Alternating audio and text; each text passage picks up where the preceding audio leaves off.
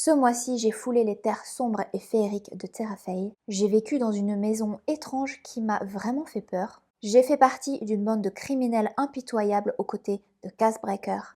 Je suis tombée amoureuse d'Achille et j'ai presque dû céder ma volonté à la hiérarchie. Bon, si vous ne comprenez rien à ce que je vous dis, restez bien jusqu'au bout de la vidéo puisqu'on va faire le bilan de lecture et je vais vous parler de tous les livres que j'ai lus. Coucou les amis, je vous retrouve pour le bilan du mois de mai 2025. On va parler de tous les livres que j'ai lus et vous allez voir que c'était vraiment un super mois. Mais d'abord, on va faire très rapidement les statistiques de lecture. Ce mois-ci fut vraiment intense puisque j'ai lu 12 livres et ça fait un total exact de 5024 pages. J'ai donc lu 162 pages par jour. Ce mois-ci, eh bien, il y a eu 2 abandons, mais il y a aussi eu 2 coups de cœur et ça c'est très très rare. Au niveau des notes, la moyenne est exceptionnelle, on est sur une moyenne de 4,10. Franchement, c'est très très haut, vous allez voir que j'ai fait d'excellentes lectures ce mois-ci vraiment. Je vais me mettre ici pour pouvoir vous montrer les statistiques de ce côté-là. Au niveau du nombre de pages de livres, j'ai lu 2 romans courts à moins de 300 pages, 7 romans entre 300 et 500 pages, et enfin 3 romans à plus de 500 pages. En ce qui concerne les formats, vraiment sur les 12 livres, j'ai lu de tout, puisque j'ai lu 5 livres en format e-book, en format numérique, sur ma liseuse. J'ai ensuite lu 4 livres en format papier, que ce soit du relié ou bien du poche. Et enfin, j'ai lu 3 livres en audio. Pour les langues de lecture, j'ai lu plus en français ce mois-ci, j'ai lu à 58% en français contre 42% en anglais. Et au niveau des genres, eh bien, comme d'habitude, il y a différents styles de livres. En majorité, évidemment, on retrouve la fantasy parce que je crois que c'est vraiment devenu mon genre de prédilection, ça c'est sûr. Tout ce qui est imaginaire me plaît beaucoup. Ensuite, on a à hauteur de 17% des contemporains, et puis à égalité à hauteur de 8%, on a des classiques, de l'horreur et de la science-fiction. On va parler maintenant de mes tops de lecture, et ça a été difficile de choisir parce qu'il y en a eu beaucoup, vous allez voir. Je vais d'abord vous parler de mes lectures 5 étoiles, et ce mois-ci, j'ai écouté en audio The Will of the Many de James Islington. J'en avais beaucoup entendu parler en bien, et je peux vous dire que ce livre fut un énorme coup de cœur. J'ai été tellement plongée dans cette lecture, j'ai été tellement accrochée dans cette lecture, c'était génialissime. Vraiment génialissime. J'ai fait un vlog consacré à mes lectures audio. Si vous voulez voir mon avis beaucoup plus détaillé, vous pouvez retrouver tous les vlogs en barre d'infos. Et The Will of the Many, il y avait quand même beaucoup de choses à dire. Donc je vais vous faire un résumé très court puisqu'on en a déjà parlé. The Will of the Many, c'est le premier tome d'une trilogie qui s'appelle Hierarchy, qui sera certainement traduite en français bientôt parce que j'ai vu que ce livre-là était déjà traduit dans d'autres langues. Donc que fait la France, je sais pas, mais on est un peu en retard comme d'habitude quoi. Dans cette hiérarchie, dans cette république qui a tous les pouvoirs, eh bien on va suivre un personnage de 17 ans qui s'appelle Vice. Et lui au début du livre, c'est un orphelin qui galère un peu, qui doit faire pas mal de petits travaux pour gagner un petit peu sa vie, et qui va rencontrer un personnage très haut placé dans cette fameuse hiérarchie, et donc il va pouvoir accéder à une prestigieuse académie qui va lui apprendre comment monter en fait dans la hiérarchie, comment avoir un rang dans la hiérarchie. C'est un petit peu vague comme ça ce résumé, et c'est volontaire parce que il faut vraiment découvrir ce livre dans son ensemble. Il ne faut pas en savoir trop à mon sens, parce que vous allez voir qu'au début, avant qu'il arrive dans l'académie, il y a vraiment beaucoup de développement de personnages, notamment sur Vice, sur cette république particulière et sur qu'est-ce que c'est The Will. Parce que The Will, en fait, c'est une espèce de pouvoir, de magie, où la hiérarchie va récupérer la force vitale des gens, quoi, de ces citoyens, pour les utiliser pour les élites de ce monde. Donc les élites vont récupérer la force vitale des gens qui sont en dessous d'eux, et ils vont avoir donc de la force décuplée, etc. Et ils vont aussi utiliser ça pour construire des vaisseaux, des systèmes. Ce que j'ai adoré, c'est vraiment les personnages parce que je les ai trouvés extrêmement complexes. Il y a énormément de possibilités, encore plus d'évolution dans les prochains tomes. On peut déjà le voir dans ce premier tome-là aussi. C'est une bombe de fantasy épique, extrêmement dense, complexe, riche, avec un world building presque infini. On a l'impression qu'on ne sait encore que quelques balbutiements alors que le livre était un gros pavé. J'ai adoré tout découvrir, vraiment ça m'a captivée du début à la fin. Et finalement, à la fin de ce premier tome, il me reste plein de questions, tout est remis en perspective et c'est totalement dingue. J'ai adoré cette lecture. Dans un autre genre, mais une lecture également pour moi 5 étoiles, on retrouve et je suis très étonnée de vous le dire parce que je m'y attendais pas du tout. Le Chant d'Achille de Madeline Miller, publié chez Pocket. Ici, on est sur une réinterprétation plutôt tournée vers l'émotion. On va explorer la relation de Patrocle et d'Achille. Et donc on est sur un roman qui mêle la romance un peu tragique avec la mythologie, et c'est juste une pépite absolue. J'ai vraiment adoré ce roman parce que vraiment de la première page, et ça c'est typique des 5 étoiles pour moi, c'est que de la première page je suis vraiment plongée dans quelque chose qui me happe totalement, qui m'accroche totalement. J'ai eu tellement d'émotions. Il y a véritablement une qualité d'écriture exceptionnelle et une profondeur émotionnelle tout au long du livre. Il y avait de la douceur, il y avait de la mélancolie, il y avait de la tristesse aussi par moments, il y avait beaucoup de choses, il y avait vraiment beaucoup d'émotions et ce qui fait que j'ai vraiment adoré. J'ai été totalement embarquée dans cette histoire et j'ai juste envie de le relire. Je vais d'abord vous parler évidemment de Des fleurs pour Algernon de Daniel Keyes aux éditions J'ai lu. Je devais lire ce livre dans le cadre d'un vlog où je cherchais mes prédictions 5 étoiles mais pas les miennes, celle de Goodreads. Et donc ce livre-là, très sincèrement, j'avais pas forcément envie de le lire tout de suite, un peu comme d'ailleurs Le Chant d'Achille, parce que c'était dans le même vlog, et j'étais pas forcément dans le mood de ces deux livres-là, et finalement ils font partie de mes 2 meilleures lectures du mois. Ici, on est dans un roman avec un impact émotionnel extrêmement fort. Il y a beaucoup d'empathie que l'on ressent dans ce roman. Alors ici, très rapidement le résumé, on va suivre ce personnage qui s'appelle Charlie, qui a un QI très bas de 68 et qui va, à travers une opération expérimentale du cerveau, devenir extrêmement intelligent. C'est une histoire extrêmement bouleversante parce que le procédé narratif est génialissime. C'est-à-dire qu'en fait, on suit ce personnage de Charlie à travers son journal. On lui demande d'écrire des rapports écrits avant l'opération puis après pour voir en fait comment il va évoluer suite à cette opération. C'est ce qui va nous mettre totalement en empathie avec Charlie. C'était un roman très intelligent, un roman extrêmement touchant, bouleversant.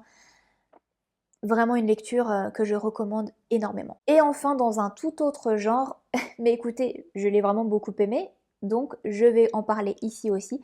Il s'agit de la trilogie du Prince Cruel, c'est-à-dire Le Peuple de l'air de Holly Black. Dans cette trilogie, on va suivre une jeune femme de 17 ans qui s'appelle Jude, ainsi que sa sœur Taryn, c'est sa sœur jumelle, et son autre sœur qui s'appelle Vivienne. Elles vont être plongées dans un royaume féerique, dans un royaume magique, mais c'est très dangereux pour Jude et sa sœur Taryn puisqu'elles sont humaines. On va suivre plus particulièrement Jude. Jude, c'est l'héroïne de cette trilogie. On va vraiment parler de complot politique, de manigance, de manipulation pour accéder au pouvoir. Et ça, c'était vraiment très présent dans le livre. Il y a aussi une romance qui est un peu comme la cerise sur le gâteau, mais qui n'est pas véritablement développée comme intrigue principale. Vraiment, l'intrigue, c'est tout ce qui est autour du pouvoir pour la couronne dans ce royaume magique des fées. Personnellement, j'ai beaucoup aimé l'ambiance immersive, j'ai aimé la plume très fluide de Holly Black. Ça reste du jeune adulte, surtout le début du premier tome, j'ai eu même un peu peur parce que je me suis dit non, c'est trop juvénile pour moi, j'y suis plus, c'est pas moi le public cible, ça se voit. Mais finalement, c'est tellement écrit de façon agréable et il y a tellement une ambiance immersive que ça m'a beaucoup accroché finalement et je me suis laissée porter comme ça par cette histoire. Et quand on a commencé à développer les complots politiques et les stratégies, ça m'a vraiment accroché, j'ai adoré. Moi, je regrette que ce soit parfois un petit peu raccourci, mais vraiment, j'ai passé un excellent moment de lecture. Je me suis éclatée dans cette lecture, ça m'a tenue en haleine. Donc voilà, moi j'ai noté les livres entre 4,50 et 4,25. C'était vraiment des très bonnes lectures et je me suis vraiment amusée, divertie et c'était addictif. Donc j'ai beaucoup aimé. On va parler maintenant des choses qui fâchent. On va parler des flops de ce mois-ci. Allez, je commence avec mon DNF, c'est-à-dire mon abandon malheureux à seulement 30% du livre. Je vais pas avoir grand chose à vous dire sur ce livre, hein. Je vais faire très rapide. Il s'agit de La Saison des Feux de Céleste Ng. Ici, on va parler d'un drame familial dans une banlieue américaine assez aisée. On va retrouver une femme qui est arrivée avec sa fille. Cette femme-là, elle a élevé sa fille de façon un petit peu compliquée, et bien bon, elle va se retrouver dans cette banlieue un petit peu chic et il va y avoir des difficultés.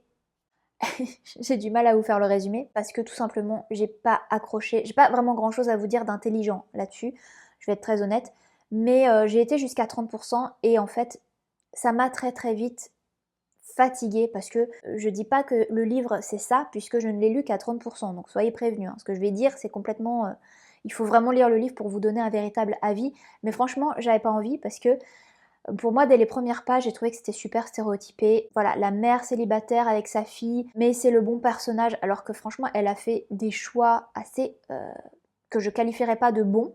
Voilà, pourtant c'est elle qui nous est présentée comme le gentil, la gentille de l'histoire, comparée à ces familles privilégiées dans leur banlieue chic et qui sont forcément les mauvais de l'histoire. Bon, j'avais l'impression que très rapidement, on nous posait un monde un peu manichéen. J'ai pas du tout accroché au style d'écriture, j'ai pas accroché au personnage et j'ai senti que ça allait être un 1 étoile ou 2 étoiles maximum. Donc j'ai préféré arrêter la lecture. Maintenant je vais vous parler d'une autre lecture que j'ai abandonnée, mais là je vais pouvoir vous dire plus de choses parce que j'ai vraiment été assez loin dans le récit. Je me demande si je suis pas arrivée à 60-70%, je sais pas exactement parce que je l'ai écouté en audio. Il s'agit de Sword Art de T. Kingfisher et ouais, si vous connaissez ma chaîne, vous savez que j'aime beaucoup T. Kingfisher. Je suis absolument fan de Nettle and Bone, en fait tout ce que T. Kingfisher écrit quand c'est dans l'horreur, le gothique, j'adore. J'aime beaucoup. Là, j'ai voulu tester une fantasy slash romance. C'est pas vraiment une romantaisie à proprement parler, mais on est un peu dans ce genre-là. Et j'ai pas du tout aimé.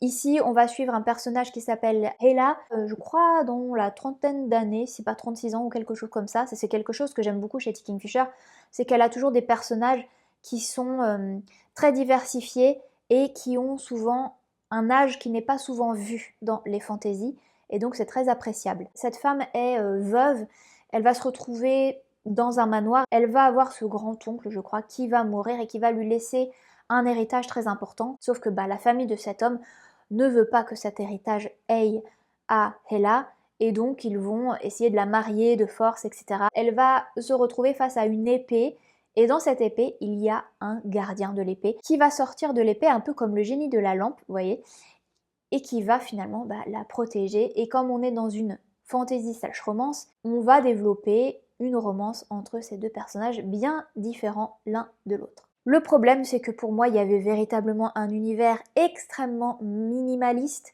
c'est-à-dire qu'en fait, ils vont parcourir un trajet aller-retour, c'est tout. Il n'y a pas vraiment de world building. L'intrigue est extrêmement répétitive parce qu'ils vont tomber sur des personnages au fur et à mesure de leur parcours. Bon, il n'y a pas vraiment d'immersion dans le monde, il n'y a pas vraiment de richesse dans quoi que ce soit. Et j'ai vraiment pas aimé la romance. J'ai pas apprécié les personnages parce que je les ai trouvés trop caricaturaux. En plus, en lecture audio, c'était vraiment trop appuyé sur le côté humoristique loufoque des personnages et ça m'a un peu fatiguée. Je suis pas très bon public moi de ce genre de choses, donc ça m'a pas plu évidemment. Peut-être qu'en lecture réelle ça aurait mieux passé, mais en audio c'était vraiment presque insupportable. Les accents qui étaient faits aussi dans l'audio étaient insupportables. Vous pouvez voir mon vlog pour avoir plus de détails, mais voilà, c'était vraiment très difficile à écouter pour moi. Je me suis forcée, puis au bout d'un moment je me suis dit bon, il y a eu une certaine scène qui est tombée vraiment très très bas dans l'humour, et là je me suis dit stop, je peux plus, c'est pas pour moi. De toute façon cette lecture c'est sûr ce sera un étoile ou 2 étoiles aussi, donc laisse tomber. Voilà, l'humour ne m'a pas plu, la romance ne m'a pas plu, les personnages ne m'ont pas plu, je les ai pas aimés. Et il n'y avait pas de world building, donc pour moi, T. Kingfisher, je suis désolée, hein, mais c'est un abandon. Et enfin, ma troisième lecture un peu flop, Persuasion de Jane Austen chez Hauteville Roman. J'ai essayé encore un Jane Austen, mais vraiment, écoutez, à part Orgueil et Préjugés que j'avais vraiment aimé, les deux autres que j'ai lus, bof. Ici, on va suivre une jeune femme qui s'appelle Anne, qui a rompu ses fiançailles avec un homme qu'elle aimait pourtant. Mais bon, elle y a été un peu contrainte, on va dire. Et elle va retrouver cet homme, je crois que c'est 7 ou 8 ans plus tard. Et bon, comme d'habitude dans les Jane Austen, ils vont passer du temps chez l'un, chez l'autre, dans des familles différentes. Ils s'invitent toujours à manger. Il y a toujours un moment où il y a un accident, il y a quelqu'un qui est malade, qui doit rester 3 mois dans la famille en tant qu'invité. Ça, c'est toujours un peu la même chose. Bon, ça reste un classique, voilà, il faut remettre ça dans le contexte de l'époque évidemment, mais je me suis un petit peu ennuyée, je dois vous dire que j'ai vraiment eu du mal à accrocher. Je trouvais qu'il y avait un réel manque de chimie entre Anne et Wentworth, je crois qu'il s'appelle, ouais. Le rythme est extrêmement lent, j'ai pas accroché entre le personnage de Anne et Wentworth et la romance, ça m'a pas donné des papillons dans le ventre comme dans Orgueil et Préjugés par exemple. Je trouvais qu'il y avait beaucoup de longueur. Et vraiment, c'était pas assez développé pour moi la romance. Il y aurait eu plein de moments où on aurait pu voir, puisqu'ils étaient amoureux avant, ils étaient presque fiancés, ils ont rompu leur fiançailles, ils se retrouvent 7 ans après. Il y aurait pu y avoir beaucoup plus de moments de tension entre les deux, mais de tension cachée, vous voyez, des jeux de regard, des trucs comme ça. Et en fait, il n'y avait rien de tout ça, ça se résolvait de façon extrêmement rapide, alors que moi, ce que j'attendais, c'était le yearning, voilà, toute cette période où ils allaient se rapprocher petit à petit, et finalement, je ne l'ai pas eu. Ça m'a pas vraiment convaincue. Malheureusement, j'ai mis un 2,50 à cette lecture. Maintenant, il est temps de vous parler de toutes les lectures que j'ai pu faire dans ce mois. Ces lectures-là, vous les retrouvez aussi dans des vlogs que je vous mets en barre d'infos, et je vais vous en reparler dans cette vidéo très succinctement. Et comme je vous l'ai dit, ce mois-ci est rempli de très très bonnes lectures, et celle-ci c'en est une également.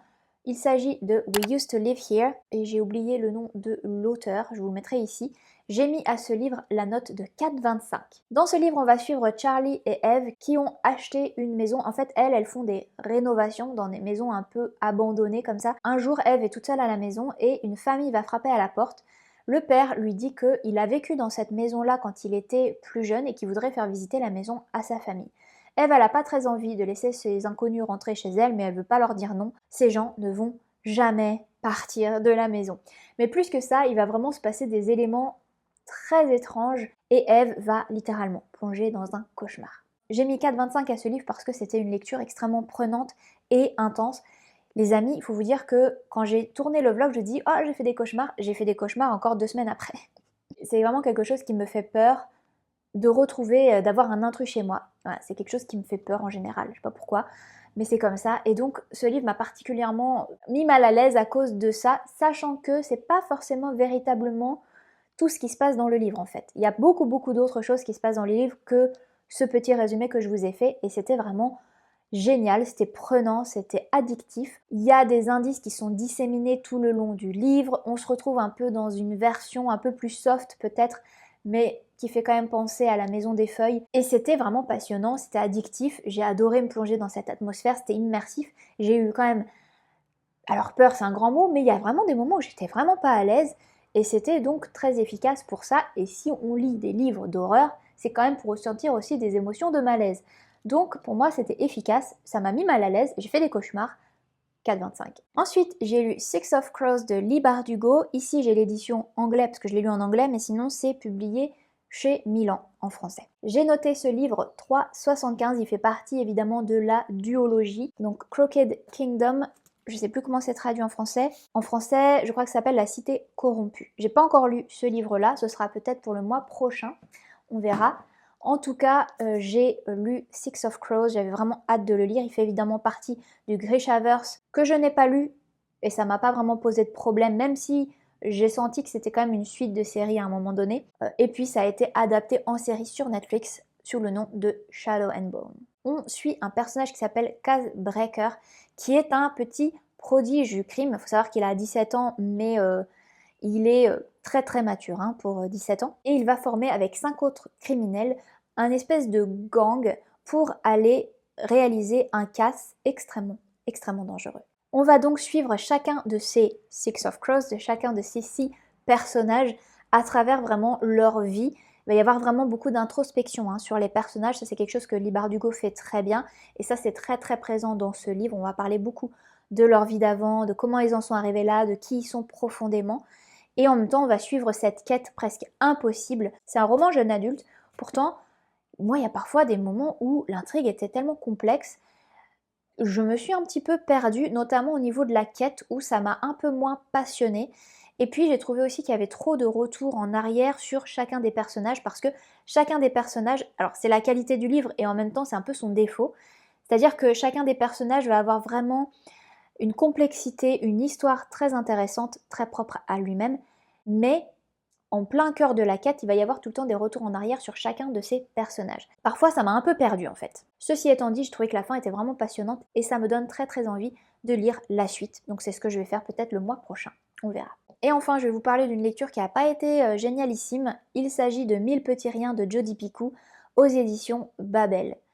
Alors, malheureusement, ce livre-là, j'en attendais beaucoup. Je pensais que ça allait être un roman très riche en émotions. On va suivre dans ce roman 3 points de vue totalement différents. On va suivre Ruth, une infirmière qui a beaucoup d'expérience, mais qui est noire, et c'est important parce qu'en fait elle va se faire accuser d'avoir tué par racisme le bébé blanc d'un couple suprémaciste blanc. On va suivre le point de vue de Turk, le père donc de famille dont le fils est décédé à l'hôpital, et on va suivre l'avocate qui va représenter Ruth. J'étais vraiment intéressée par la construction à 3 voix de ce récit, je trouvais que c'était vraiment intéressant pour voir justement les différences de point de vue des personnages, mais vraiment au fur et à mesure du récit, je me suis rendu compte que les personnages étaient quand même très stéréotypés et un peu clichés. Je trouve que le message qui est passé est beaucoup trop appuyé. Moi j'ai même été en colère à un moment donné parce que je me suis dit l'autrice me prend pour une idiote en fait. Je suis tout à fait capable de rentrer en empathie avec des personnages sans qu'on me pointe du doigt ce que je dois penser. Et là-dedans, malheureusement, la trame narrative, elle était trop appuyée et c'était pénible à lire. Pour moi, ça n'a pas fonctionné malheureusement parce que j'en attendais vraiment beaucoup. Alors avec tout ça, où en est ma palle? Eh bien, je suis à 37 livres dans ma palle, ce qui est -3 par rapport au mois dernier. Et enfin pour finir, je fais un petit bilan sur YouTube puisque on a passé la barre symbolique des 1000 abonnés sur la chaîne et franchement j'étais trop contente. C'était tellement un objectif lointain pour moi quand j'ai commencé sur cette chaîne. Je remercie vraiment toutes les nouvelles personnes qui ont regardé mes vidéos et qui se sont abonnées, qui ont laissé beaucoup de commentaires sur chacune de mes vidéos et aussi vos likes. Comme je le dis souvent, mais c'est très apprécié, sachez-le vraiment. Et donc je me suis dit que pour célébrer les 1000 abonnés, on pourrait faire une vidéo foire aux questions. Si ça vous intéresse, j'y répondrai volontiers dans une vidéo dédiée spéciale 1000 abonnés. Moi personnellement en tant qu'abonné, j'adore voir les foires aux questions des gens que je suis parce que j'aime beaucoup le côté humain que ça peut apporter à une chaîne. Je regarde pas seulement les chaînes pour les avis lecture, je regarde aussi pour la personne. Donc peut-être que ça pourrait plaire à certains d'entre vous aussi.